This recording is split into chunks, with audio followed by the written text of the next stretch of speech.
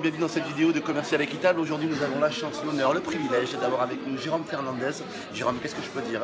Champion du monde de multiples fois. Je peux même pas compter tellement de... Combien de fois, tu sais? Ouais, 4 fois. 4 fois champion du monde, 3 fois champion d'Europe et 2 fois champion du monde. Waouh, donc juste incroyable. Tu as le record, je crois, du but aussi en France. Record du nombre de buts en équipe de France. 1456. 1456, donc ça a évolué depuis que j'ai regardé mon Wikipédia. Voilà. Aujourd'hui, tu as été champion du monde en 2015 avec le Qatar. Qatar. Avec le Qatar, au Qatar, pardon, non, plutôt. Et donc voilà, sur l'intervention que tu as fait, on va faire une vidéo très rapide parce qu'il doit partir à l'entraînement et je le retiens pour tout vous dire. Donc on va faire une vidéo très rapide et vous allez apprendre dans cette vidéo justement comment être leader et le rester. C'est pas évident quand on est champion du monde une fois. Après, quand vous revenez, c'est toujours plus facile d'être finalement l'outsider que le leader parce qu'on a beaucoup moins la pression. Comment faire ça? Et vous allez, je vais également partager avec vous quelque chose que tu as dit qui était vraiment très important. Pour moi, c'était la qualité du don et d'abord donner avant de recevoir. Oui. Ça m'a beaucoup plu, cette idée-là. Parce que c'est vrai pour tout le monde, pas que dans le monde du sport. Oui, mais complètement. C'est-à-dire que même dans le commerce, parce que moi je parle beaucoup de commerce dans le blog,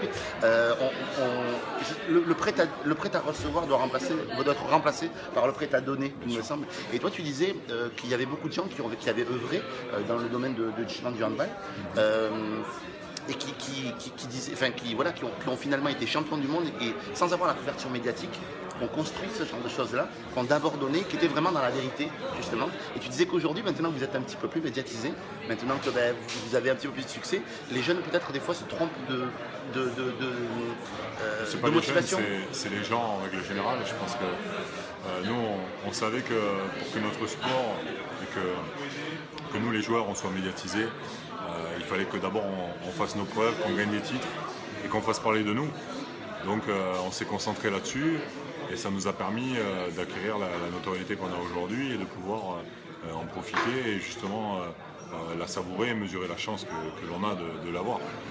Le problème, c'est qu'après, quand des nouveaux joueurs arrivent dans un sport qui est déjà très médiatisé, de temps en temps, ils peuvent se tromper d'objectif, effectivement, en se disant je veux être bon pour être reconnu dans la rue, pour gagner plus d'argent, pour avoir plus de répercussions financières. Mais le véritable moteur, et c'est ce qui, moi, m'a toujours motivé, c'est la passion, c'est le plaisir qu'on prend avec ses coéquipiers, le plaisir qu'on prend à travailler pour progresser mois après mois, année après année, et pour construire des choses avec un groupe dans lequel on se sent bien, c'est ça d'abord. Et comment tu fais pour garder la tête froide comme ça, justement, par rapport à toute l'émulation qu'il y a autour de vous quand même? Peut-être parce que j'ai eu la chance de commencer justement avant que mon sport soit l'un des plus grands sports français. Voilà. Je pense que je suis conscient. Tu sais d'où tu viens, quoi. Exactement.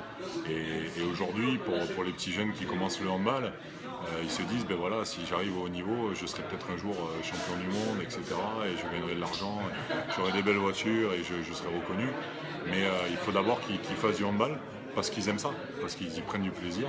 Et c'est ce que j'essaye, moi, d'inculquer à tous les jeunes que je croise. Alors bien sûr les jeunes avec lesquels j'ai la chance de jouer, mais les plus jeunes, les tout petits qui commencent bien sûr, depuis l'âge de 6-7 ans et qui eux, entre guillemets, choisissent ce sport d'abord par plaisir. Et c'est justement ces bases-là qu'il faut arriver à conserver. Et ça, il n'y a que l'encadrement, les dirigeants, les éducateurs qui peuvent faire en sorte que les jeunes sportifs gardent cette motivation-là. Wow. Merci beaucoup. Dernière question, c'était sur l'aspect outsider, leader. Oui. Comment on gère la pression quand on est champion du monde comme toi 4 fois? C'est ça, c'est le chiffre que tu m'as donné, 4 fois. Comment on se dit, finalement, quand je vais arriver sur le terrain, les équipes, elles vont avoir envie de nous bouffer, clairement. Comment est-ce qu'on fait pour garder la tête froide, essayer de... On vit, c'est quoi? On vit le match au moment et on essaie de sortir on essaye de tous les enjeux. Le plus performant possible sur le moment. Et puis surtout, il faut comprendre une chose, c'est que pour l'adversaire qui est en face de nous, c'est le match de l'année, le match référence. Et que dès les premières secondes de jeu, ils mettent beaucoup plus d'intensité, beaucoup plus d'impact dans les chocs, etc. Et finalement, si on n'est pas prêt à faire un match de haut niveau, c'est le meilleur moyen de se faire mal ou de faire vraiment un non-match. Donc avec l'expérience, avec le vécu, on se construit comme ça et on sait très bien qu'à chaque sortie, il faut donner le meilleur de soi-même parce que sinon on peut effectivement déjà rater son match, sa performance, et c'est jamais agréable.